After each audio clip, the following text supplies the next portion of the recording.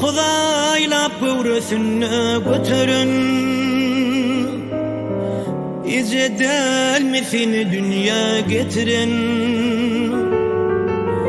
Bağlan kuzuyum deyip bağrına basın, İce delme arzularına yetirin. Gül yüzünde Allah'ın nuru var ece, her sözümde mehirmanı var ece. Dünya dursun sen dur mehriban ece, Allah'ım bolsun mıdan sana yar ece.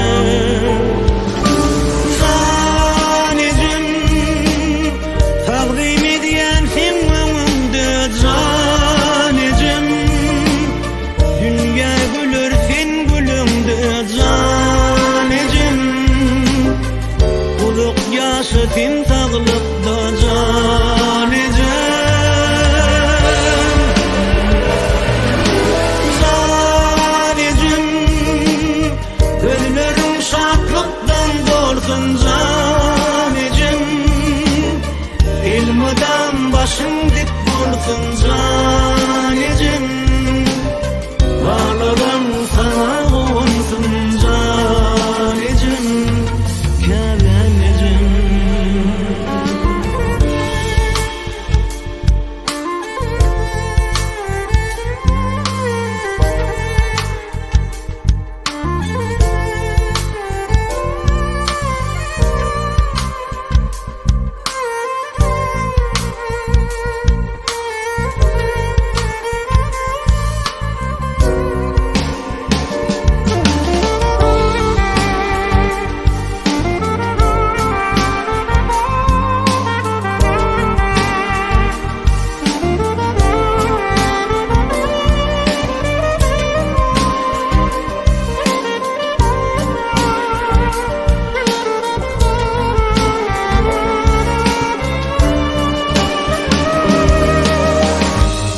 Kursuğunna uryar tek yürek, ol yürekde kudret var bolsa gerek.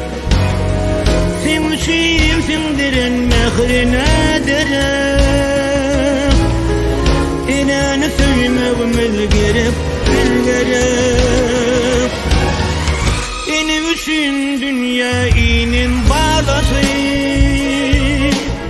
Örşerin canından evi Terede koyulsa dünya barısı,